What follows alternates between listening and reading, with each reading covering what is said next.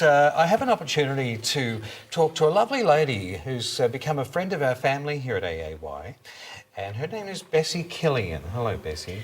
Hi, Steve. How are you? Well, good to have you with us, and even better tonight too, I'm feeling, because you've come along to our show. You've been through a roller coaster of a journey, and if I may just briefly tap on that, back in 2009, a little bit of a toothache, and you went off to the doctors to get some medication, took the medication, and as you do, and then you woke up the next morning to find that the veins in your legs were incredibly swollen, immense pain. What happened? Yes, and then after that I'd just gone to work. I forgot all about it and, you know, as you do, kept on working. But I went back because it was still there and was really sore. So they did an ultrasound. I've gone home, not even bothered about it, and went back to bed, only to get a knock at the door. And it was the doctor, the GP, who had seen me, and she's breaking down the door saying, "Bessie, get to the hospital." It was that serious? It was that serious. I had a clot in my vein and I needed medical attention. I needed the hospital. But the doctors discovered that there was many clots in your blood. You were at death's door, practically. That's right, I was. So how long had this potentially been going on? You could have, had you not experienced this, it was like a message from the universe saying, okay, you're going to go and get this crisis happening to you now out of the blue, because you could have just dropped dead in the street. That's right, but, you know, we don't know if we go through all of these things where, you know, your shortness of breath, you know, we don't know these symptoms. You know, nobody knows these symptoms. They just think it's a common cold, and you're forever taking, like, Codral cold or, you know, drugs that they give you, a GP normally gives you. Yeah. So if this vein in my leg didn't happen, and if I never went to the hospital, I wouldn't be here to tell the story. And here I am. It was that serious. Pulmonary hypertension, this is what it's called. That's right. Yeah. The doctors, they said you were too weak to even be operated on. They had to lower your temperature to 20 degrees before they could do any work on you. That's right. So in 2009, I was only given 2 to 3 years to live, but then it escalated. By 2014, I was told any minute, any moment, any second, with no hope. But if it wasn't for a trial drug that is now on the PBS, if that didn't lower my heart pressure, I wouldn't have had the surgery I did last year, which did drop my blood levels. When you were told you could die, yes, were you predisposed to that? Did you start to get depressed, or did you realise, no, there's a thread of hope here? I don't feel like I am going to go. Well, you're numb. You're literally numb. You don't know, you know, do I go and get a Panadol or do I go here? You've just got no hope. Yeah, and you were shocked? I was shocked, you know, as I couldn't even speak. I had to be left alone just so I could absorb this. But when they came back and saw me, I said, release me now. I got hope back. I said, you know what, release me, I'll go and fix me. Yeah. So... Did you feel you were a mess? You know, what do you do? Yeah. You know, what do you do when someone tells you that? At least in 2009, I had 2 to 3 years to absorb, relax, and, you know, say, you know, well, I'll enjoy it. But when you're told by 2014 nothing, you just don't know how to take it. There's nothing left of you. Yeah, you didn't have any counselling at all for this, other than a desire to seek some hope and inspiration from a clairvoyant. How did that come about? Well, many years, like, you know, of course I'm a big believer in God and everything, but I love my, you know, my clairvoyance. I'd like to know where I'm going in the future. Yeah. But at the same time too, they give you hope.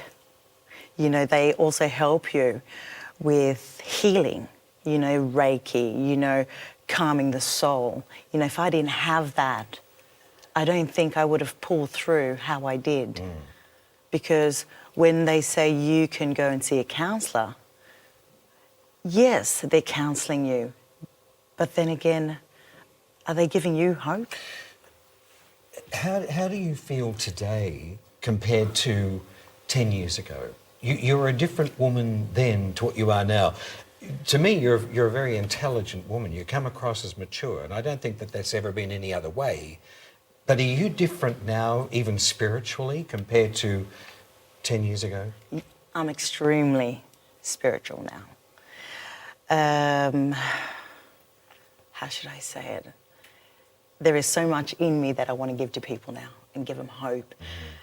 And say, you know, there are other alternatives of way, not in the means of, you know, don't take your medication from the doctors, but also take that, but go and see other people, Yes. whether it be your clairvoyants, your healers, There's you know, alternatives. yes, Yeah. you know, combine that with everything, and it gives you a better outcome. It gives you hope. Yeah. What would you like to do? What would I like to do? Well, you know, there's so you much. You feel like you've been reborn. I'm reborn Yeah, again, you are. yes. Yeah, and now you've Give hope to the others. medication has it masked the problem or has it solved it for you? Well, you know, I always say I'll take my medication, but at the same time too, you know, I'll accept it. And it's accepting everything. Throughout this darkness, when you came out of it, Yes. you took on this amazing quest to run a marathon. Where did you find the energy to do that? And you must have said, I've got to do this. Was that the case? Well, I never had time for my sister's grieving because she passed 3 months prior to my operation.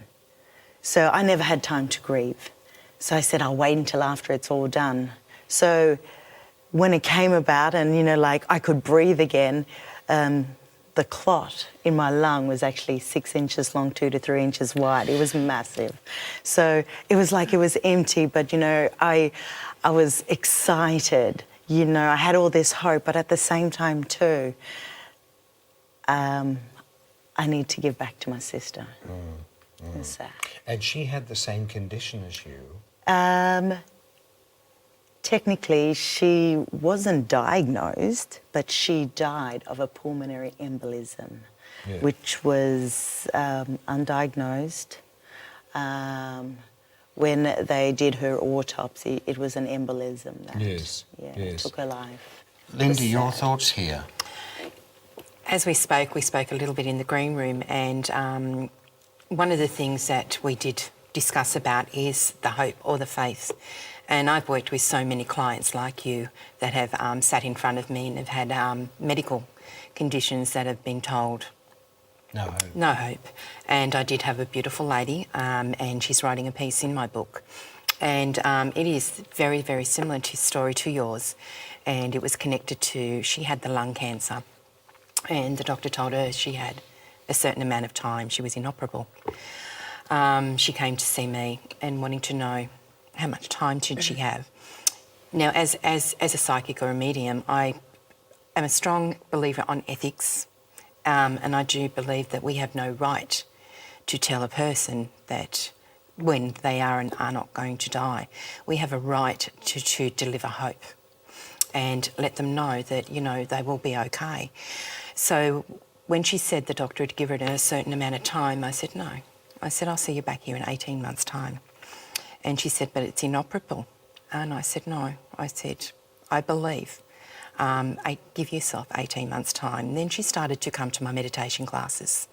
And she sat in meditation and she started to connect to her. As you say, we are not doctors. We are not professional doctors. But we are given gifts to supplement and work together. And as we work together on a holistic level, as well as a medical level, and giving everyone hope or some form of hope. That woman turned up to me last MBS in Sydney, sat in front of me, and she said to me, I'm still here. Do you remember me? I didn't recognise her because she'd lost so much weight. Most of her lungs had been taken away, and she had to relearn how to breathe and live. She said 18 months to the day. They gave me the experimental drug, and 18 months to the day they operated, and I'm here because of you, because you gave me hope. As I said, she's writing a story. She's a teacher. She is now back to teaching, and she calls herself my psychic stalker. She said she watches everything I do. So to me, that couldn't be enough validation or the most beautiful gift I know, to have someone. Yes, we all believe in God. Call him. Yes. Everyone calls him someone different. I call him my creator. Yeah. But to have hope and to believe in hope when you are given such black and white information. No, there's no hope. Go away. Live the rest of your life. And it's very frightening, isn't it, for a Because lot of people? they will take it away and they will say, well, there's no hope, so I'm and just that going could to be die. the very thing that destroys them. Absolutely. But I'm sure there's a lot of doctors who are aware of Yeah, that absolutely. too. But she taped my sessions, and we had quite a few sessions, and she said to me, that's what kept her going, was my sessions, by me, my voice, by saying to her, you are going to survive this. Don't give up. Yes. And once we give up, there's a big difference. You're a new person now. I'm a new person. I can see that in the time that I've known you, which has been quite a privilege. And I did not realise that there was a weakness about you, and you were never really 100%. I realise that now, but you're like a new woman now. Oh, it's You're glowing. It's brand new. Yeah. It's brand new. Yeah. You know, it's a new lease to life. Yes. So, you know, I will make the most of it, and I will give hope, and I'll spread hope. You're a happy soul. Yes. Yeah, it comes from within, doesn't it? Yes, it does. And do you think that experience has rebirthed you? It's been a mental, physical, and never spiritual change experience. anything. Yeah. You wouldn't want to go through it again. Well, no, because I've lived through it. So, Yeah. you know, someone said to me, would you like to wind back time? And I said, actually, no. Because I will take on board whatever I have learned and I'll embrace it. Because Yes. it's made me to who I am today. Yes. What advice have you got for people who may be feeling in the situation that you were in, where you feel like you're pretty much of a low ebb?